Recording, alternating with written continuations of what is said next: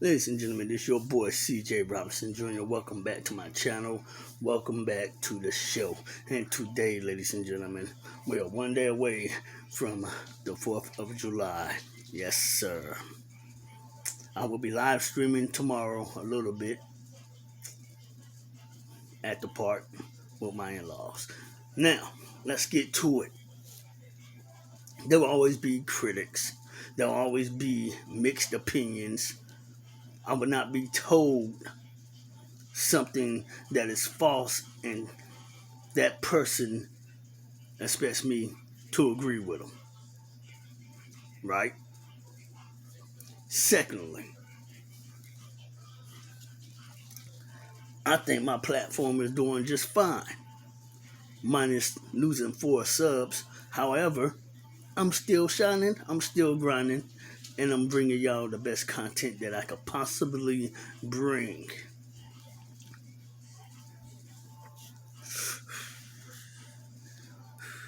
You know, my uncle, he was one of the best soldiers in his field. 28 years in the armed service. And I salute him. I would probably still be in the Army till this day. Had I managed to actually pass my physical. But due to health issues that I was born with, prevented that. I could have went to the U.S. Army, the Navy, National Guard, because I passed all 3 of those tests. The thing is, ladies and gentlemen, I got my own mind. I got my own creative content. And I'm going to continue to bring y'all the best that I can bring y'all. But y'all have to help me by subscribing to my channel. I will continue to still do so though. Either way it go, I'm still going to give y'all the best content. Because that's what YouTubers do.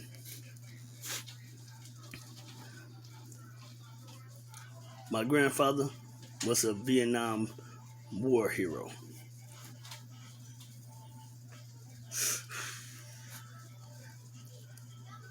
His second tour and during his time in the World War, yeah, he let's just say that he went blind after, and then wound up saving 150 people. He went blind. He was wounded in the battlefield, and he still managed to save his troops, the ones that were captured. This is a true story coming from an elder on my dad's side of the family. Now that I got that out of the way, let's talk about snitches who self-snitch. Correct me, ladies and gentlemen, if I'm wrong about this, but a self-snitch, if I'm correct, is a person who tells on their damn selves after being so fucking nervous talking to a cop or a Fed or FBI, CIA, whoever, right? I don't self-snitch, and I don't snitch. Period. Know why? Because that's one of the main codes that's one of the main street codes that no nigga should do. Period, man. But niggas do it anyway. Black people snitch more than white people. I'm just being honest. I done hung around a lot of white folks over the years. When I was in Tampa, Florida, hell, when I was in college, I met a white guy who always wanted to do a crazy ass dare, right? He lost his hand when the alligator, he put his hand, he dared one of my homeboys $100. that he could put his hand quickly in his alligator's mouth when we was at the lake and snatch his hand out before the alligator snaps his mouth shut, right? Guess what happened, y'all? He wasn't fast enough. Motherfucking white boy, what was his name? Jason. That's it. Jason lost his fucking hand. Jason lost his motherfucking hand. And he didn't get the $100. He wasn't fast enough. The bet was he would get the $100 if he could goddamn put his hand quickly in the alligator's mouth and then quickly take his hand out before the motherfucker snapped. But he wasn't quick enough. He lucky he didn't lose his whole arm. Just his hand. Now, we was in the Gulf of Mexico on one particular weekend, folks. We was on one of my homeboys' yachts, another white friend of mine. His father was a tycoon. No cap. This motherfucker turns around and bets me $500 that he would jump in the water. He said, if you jump in the water, if I jump in this water and you jump in behind me, I'll give you $500. I told him, fuck no. Oh, can't you swim, CJ? Of course I can swim. I just can't float. But I can swim. However, man, there's jellyfishes all around us. Sharks roaming around. You know, we on a big yacht, so we weren't worried about the sharks. And there was some humongous goddamn sharks. So this Jason dumbass, he punches me in my face. Come on, man. Come on. You coming in here with me or what? I'm like, nigga, did you just fucking punch me? Everybody looking at me, hey, CJ, you gonna let that white boy punch you? Even some of the white dudes and girls were saying, hey, CJ, you gonna let that white motherfucker damn just punch you?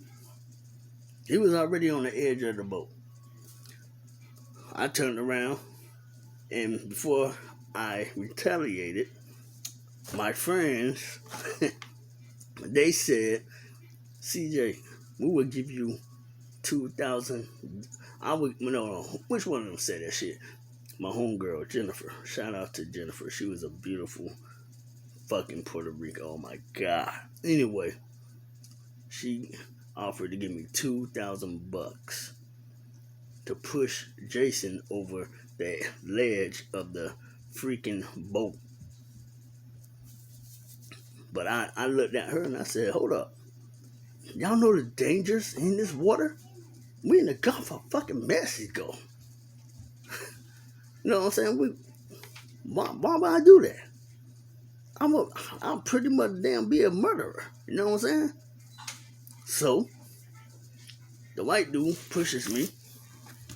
I had my back turned while talking to my friends on the other end of the boat. And he said, come fuck on, man. Come on. I jump in here, I give you $500. And I give you another $500 if you jump in behind me. No, what he said? He said he'd give me $500 if I jump in behind him. I said, so you betted one of our other friends $500 that you. He said, I give you $500 if you jump in the water, Jason. Jason said, okay, I'll do it. I mean, for fuck's sake, man, you already lost your fucking hand, bro. So he's like, who cares, man? I can still swim and float. I'm telling another friend of mine that dared him to do it and betted him to do it. Hey, look, man, sharks, jellyfish, nah, bro. So, get this, ladies and gentlemen. I walked back up to him. I said, don't think I didn't forget that you punched me in my face. He said, what you gonna do about it? I jumped up on the side of the boat, punched him in his damn nose, broke his nose, and he fell over the boat. I tried to grab him, but I wound up getting $2,000.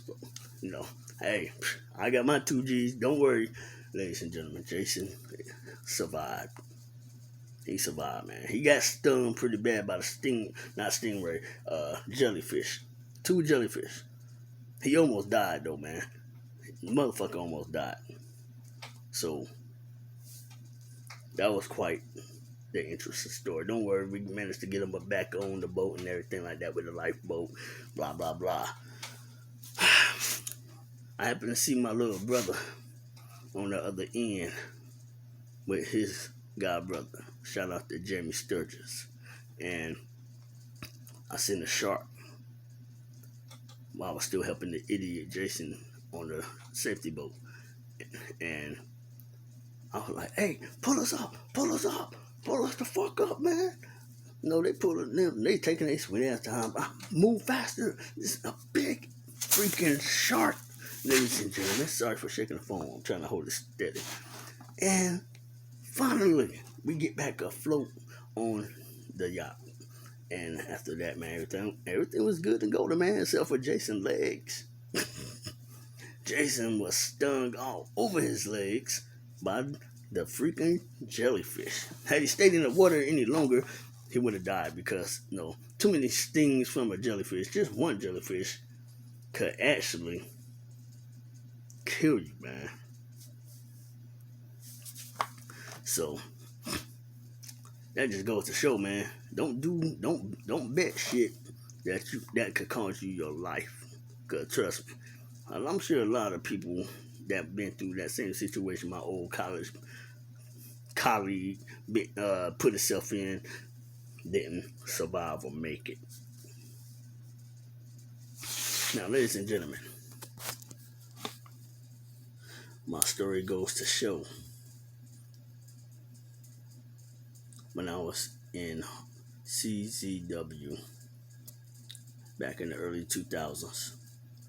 I went to I had a wrestling match, and after winning my first match in my debut, I was offered a chance to face the world heavyweight champion with his title being put on the line.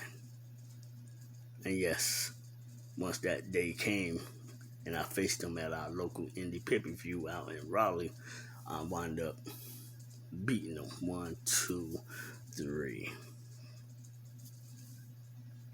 Yes, I became the world heavyweight CZW. Sorry, let me refresh that. CZW World Heavyweight Champion. The bad news is I had to return the title after winning that title in less than a week, and CZW went bankrupt. Bam, there you go. That pretty much sums it up. So I left Raleigh, North Carolina, and came back home. And I kind of just got out of touch with wrestling for a while until 2016, a few years later, training with RWC. I didn't train, and I didn't pay $100 to become a fucking referee. I paid $100 to train and re-bust my ass again. I was the only one in that ring to do it all right and made it all look good.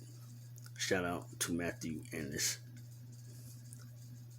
one of my training partners. It was a good experience being able to train with RWC, but it's a little hard to train and work for a cop. So he was Eddie Brown is a cop. He was a cop for a long time. Even when I was in high school, I remember his ass from way back then. But yeah, man, that's not what made me stop training. What made me stop training with RWC is the fact that they thought I would be a better fit as a freaking referee. I didn't ride my bike in 2016 in the freaking heat for a whole week of training to referee. I rode my bike in that heat to train to be a wrestler, to fight. And that's what I do. That's what I did. I stopped. I tried to convince him otherwise that refereeing is not my forte, man. I'm in between the action, but I'm not in the action. There's a big difference, ladies and gentlemen. See what I'm saying? Once you become a referee, you are between the action. Period. They're not actually in the action or a part of the action. A wrestler will always be in the action.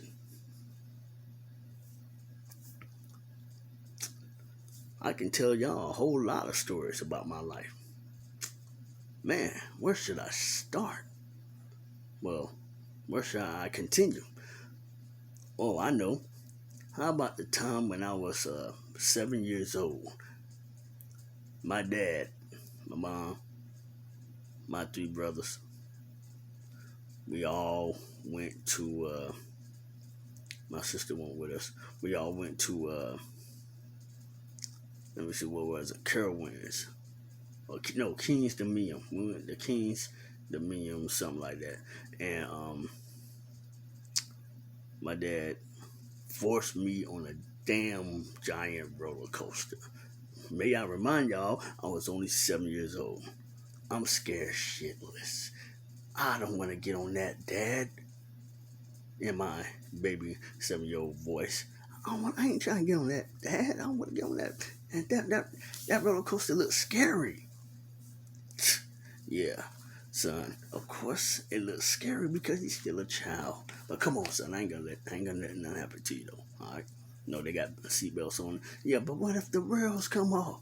I was a smart motherfucker. These YouTubers, and I'm gonna get back to that. Some of these YouTubers on here think that I have no education.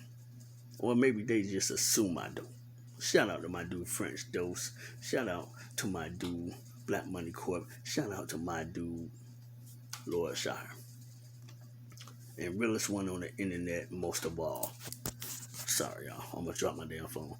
Realest one on the internet. My dude, me and him are gonna be collabing soon.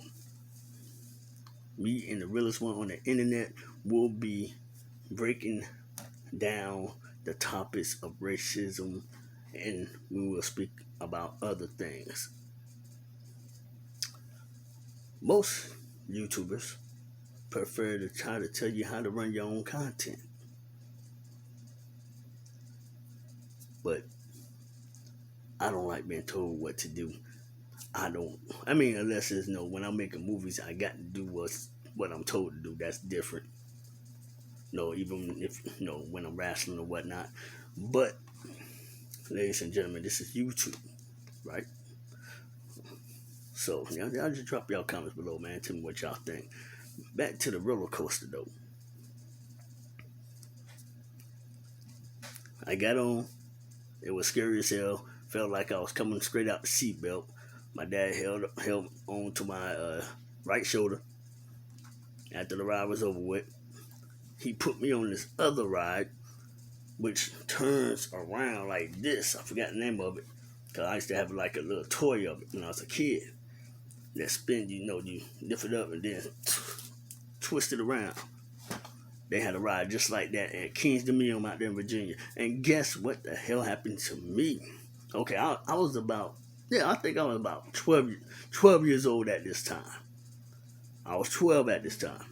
No, I'm sorry, y'all. I'm sorry. I was about, I was still 7. I was 7. All right, so this was in the same night that roller coaster ride took place. My apologies. I'm trying to remember. It was a long time ago. Don't be mad. All right, so technically, so after I got off that spinning around ride thing, I puked my ass off. I threw up all over the fucking ground, man. Couldn't even walk straight. No, no. My mom was like, "That's enough rides for you. Nah, no more rides for you." She had to grab me some water and asked me if I wanted, some pizza or something. I'm like, no, I don't want no pizza. I just threw up. I'm still feeling sick. That ride had me feeling queasy.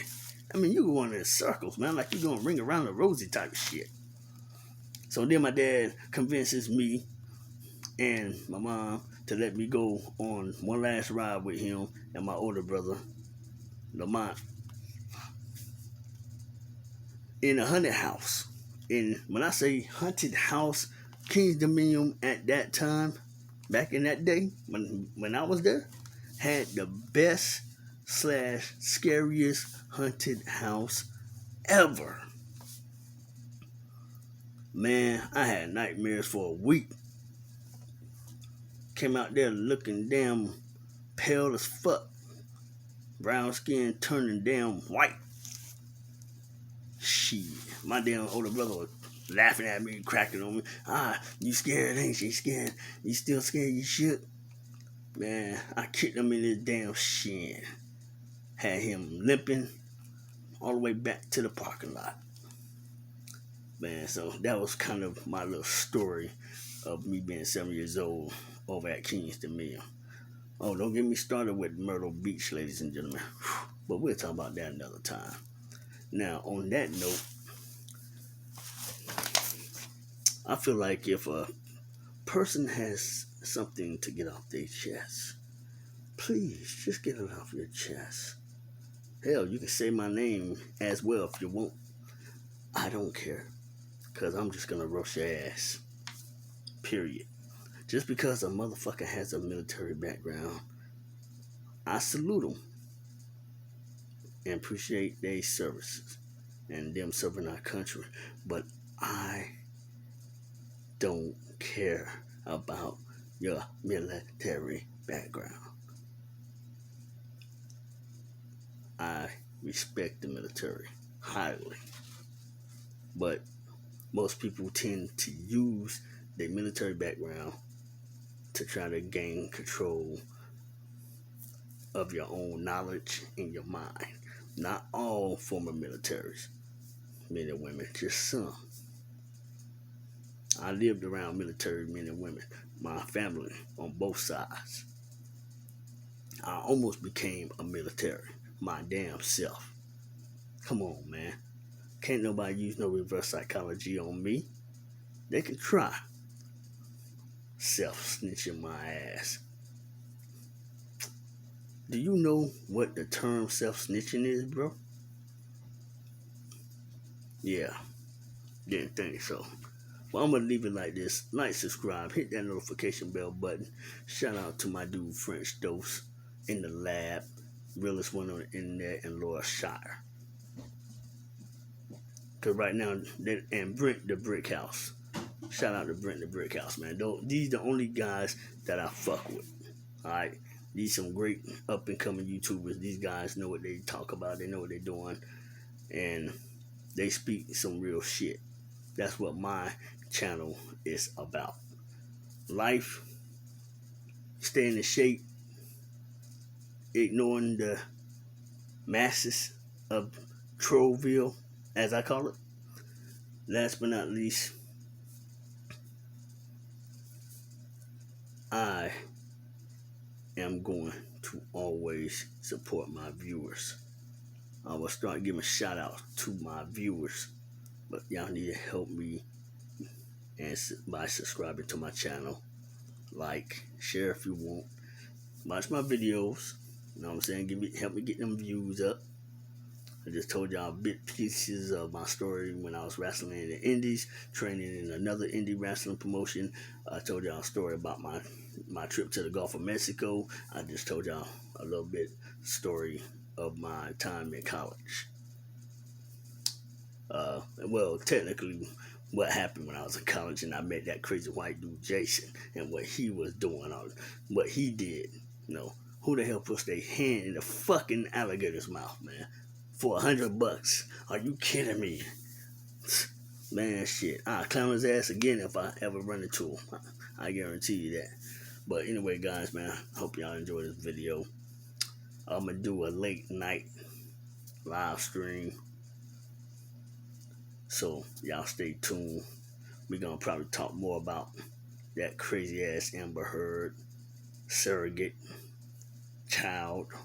I'm not calling the child crazy. Because, no, babies are innocent.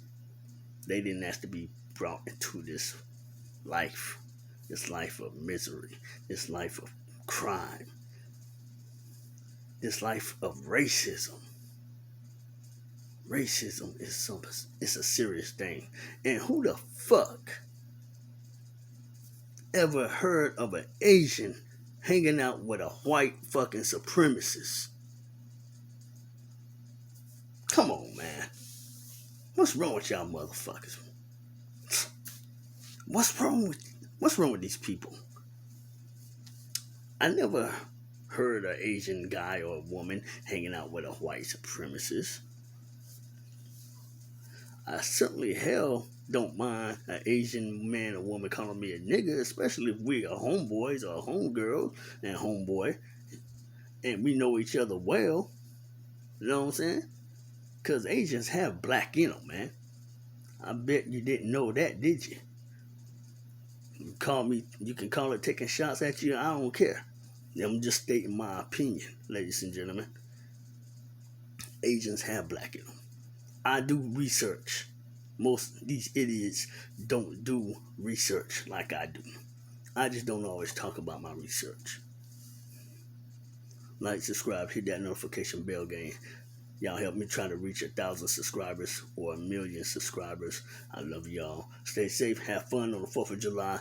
Late night live stream tonight. I'm doing this from a regular video camera phone right now. But later on, late night tonight, after midnight, I will be live streaming on StreamYard. Y'all tune in. CJ out.